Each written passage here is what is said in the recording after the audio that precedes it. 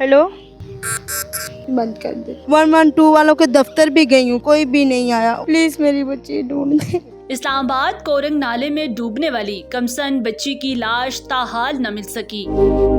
नाज़रीन, 9 दिन हो चुके हैं अनाया नाम की लड़की यहाँ पर जो है वो छोटी बच्ची जो कि कोरंग ये नाला जा रहा है और यहाँ पर स्पेलवेज भी खोले जाते हैं रावल डैम के। और यहाँ पर पिछले दिनों आपको पता है कि बारिश थी, इतनी ज़्यादा बारिश थी जिसकी वजह से कोरंग का पानी वो ज़्यादा हो गया था। लेकिन यहाँ पे क्या ऐसी वजह पेश आई और क्या जो है वो अभी तक उस बच्ची को नहीं ढूंढा जा सका। हालाँकि हमने बहुत बड़े बड़े रेस्क्यू ऑपरेशंस भी किए हैं। उसकी वालदा मेरे साथ मौजूद हैं जो कि बड़े ये फैमिली परेशान है, बड़ी जो है वो ट्रॉमा से गुजर रही है इस वक्त तक, क्योंकि ये चाहते हैं कि बच्ची तो खैर ज़िंदा नहीं है लेकिन कम से कम उसकी लाश मिल जाए। यहाँ पर जो इंतज़ामिया है रेस्क्यू ऑपरेशन वो बिल्कुल इनके साथ ताउन नहीं कर रहे। इनकी क्या फ़रियाद है, इनसे बात करते हैं। अस्सलाम वालेकुम। वालेकुम अस्सलाम।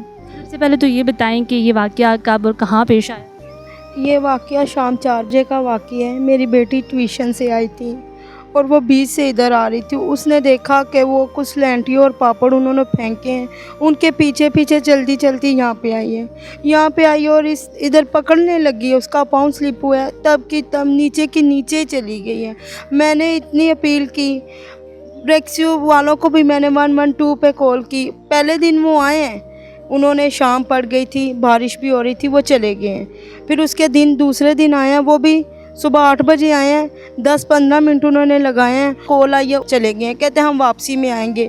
अब तक नहीं आए, कोई भी नहीं आया। मैं 112 वालों के दफ्तर भी गई हूँ कल रात को और उन्होंने मुझे कहा कि सुबह 9 बजे आना। मैं गरीब औरत हूँ, मैं कहाँ इनके पीछे से लील होती रहूँ। मैंने इनसे अपील की कि मैंने कहा एक टीम मेरी तरफ भेजे, मैं अपनी बेटी को और कुछ नहीं उसको दफना तो सकूं, मैं उसको एक मिट्टी के हवाले तो कर दूं, लेकिन मेरी किसी ने अपील नहीं सुनी। कहते हैं कि सुबह 9 बजे से लेकर 4 बजे तक दफ्तर खुला होता है, बड़े सीनियर से बात करना आके। मैं कहाँ सीनियर के पास जाऊँ? मैंने जब भी इनसे रब्ता किए ये आगे से यही क्या मसरूफ़ कर देते हैं या उठाते हैं तो कहते हैं टीम अभी इधर नहीं है। हमारे गरीबों के लिए क्यों टीम इधर नहीं है?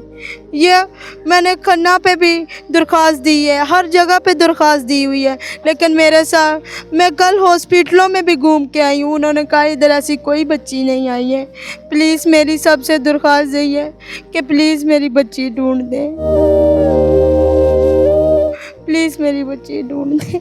ये बताएं कि मतलब ये एक्सपायरी जो फेंकते ये कब कब और किस टाइम फेंकते और क्यों? ये जब ये करंग का पानी खुलता है ना, जब पानी भरता है तब ये डंगर और ये पापड़ वगैरह स्पाइट चीज़ें यहाँ पे फेंक के चले जाते हैं।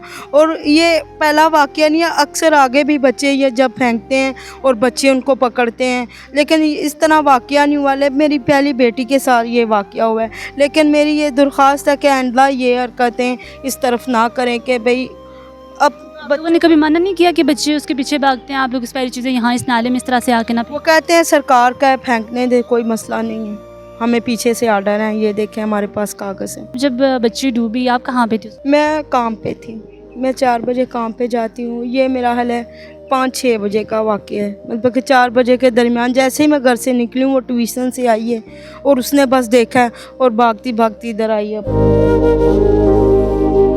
बारिश वगैरह थी, कोई पानी क्या बहो क्या सता?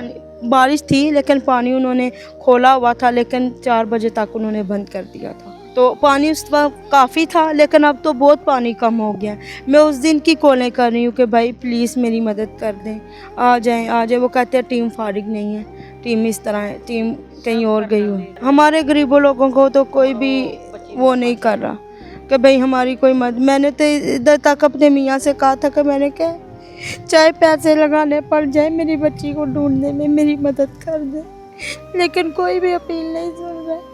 सब यही कहते हैं कि अभी मसरूफ़ है, अभी आए हैं, अभी आ रहे हैं। 15 पे फ़ोन किया है मैंने कितनी बार, मैंने उनको कहा है भाई मेरा रब्ता नहीं उनसे हो रहा, आप प्लीज़, ये खन्ना में आता है ना ये थाने वालों को, मैंने उधर भी अपील की है। मैंने कहा प्लीज़ किसी को भेज दें इस तरफ कि मेरी बेटी, अब तो उसको 9 दिन हो गए हैं लेकिन अभी तक कोई नहीं। आप बता रही थी कि आप कॉल्स करती हैं तो कॉल्स भी नहीं उठाते। बेशक मैं अभी भी करूँगी, उन्होंने मेरा नंबर देखा हुआ, कॉल नहीं उठाते। चलें करें कॉल। देखें आपके यहाँ पे एक इंसान की गफलत नहीं, बहुत सारे लोगों की गफलत होती है, बहुत सारी इसमें इंतज़ामिया भी मुलविस होती है। अब फैक्ट्री मालकान को भी हम क्या कहें कि वो यहाँ पर आते हैं और फेंक के चले जाते हैं, पीछे बच्चों के पीछे जाते हैं। अभी हम कॉल भी कर रहे हैं, तो ये अभी कॉल जा रही है।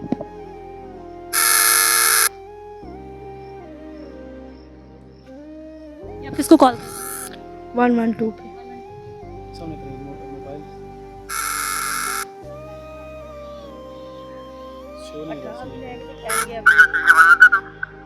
हेलो